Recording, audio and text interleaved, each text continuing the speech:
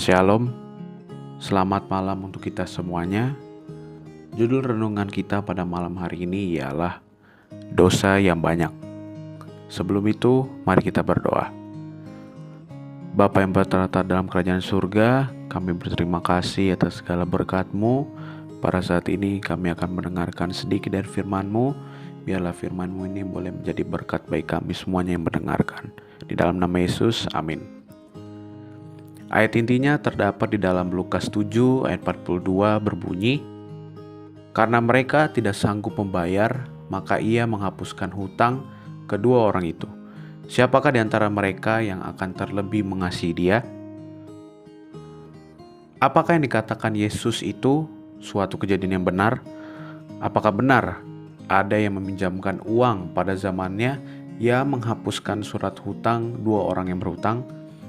Besarnya hutang orang yang kedua adalah sama dengan upah 500 hari.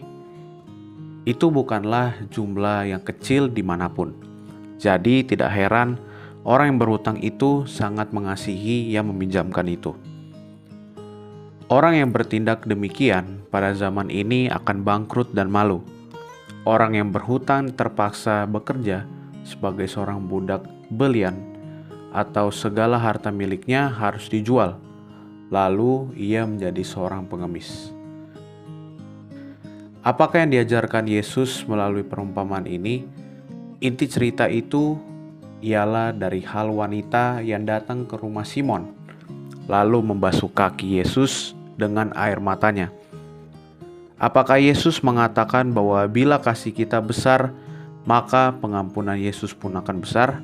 Sama sekali tidak. Pada akhir cerita itu, Yesus mengatakan bahwa imannya telah menyelamatkan dia, dan bukan kasihnya yang menyelamatkan dia. Ia juga berkomentar bahwa orang yang diampuni sedikit, kasihnya pun kecil. Jadi urutannya ialah dosa-dosa, pengampunan, kasih. Yang diminta Yesus ialah agar Simon menyoroti jiwanya, lalu melihat pandangannya terhadap dosa. Tidak dimintanya Simon untuk menjumlahkan dosa-dosanya lalu membandingkannya dengan dosa-dosa Maria.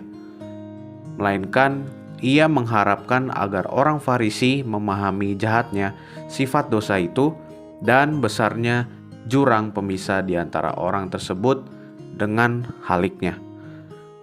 Simon sama seperti orang-orang yang berhutang 500 dinar itu. Hanya apabila ia melihat hal ini, ia dapat memahami betapa ia memerlukan kasih karunia yang ditawarkan Yesus Kristus itu untuk menjembatani jurang tersebut. Cerita tersebut mengajarkan apa yang dikatakan Paulus dalam buku Roma, bahwa semua telah berdosa dan kurang kemuliaan Allah. Maria melihat betapa merosotnya kemuliaan Allah itu di dalam dirinya. Ia menyadari betapa Allah mengasihinya yang nyata dengan mengutus Yesus. Satu-satunya kasih kita bagi Allah yang menyambut kasihnya ialah oleh menyadari ketidaklayakan dan ketidakberdayaan kita. Apabila kita membandingkan jahatnya dosa, bagaimanapun usaha kita untuk memperkecilnya, dengan besarnya pengampunan Allah, maka kita pun akan mengasihi Allah seperti Maria itu. Lalu kita akan menyambut dan menghormati kasih yang ditunjukkannya kepada kita.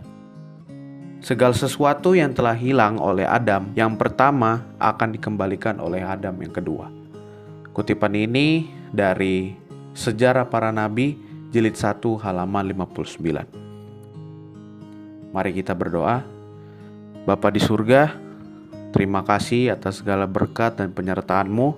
Kami boleh berkesempatan untuk bisa mendengarkan sedikit dari firman-Mu. Biarlah firman-Mu yang singkat ini boleh menjadi berkat bagi kami semua yang mendengarkan.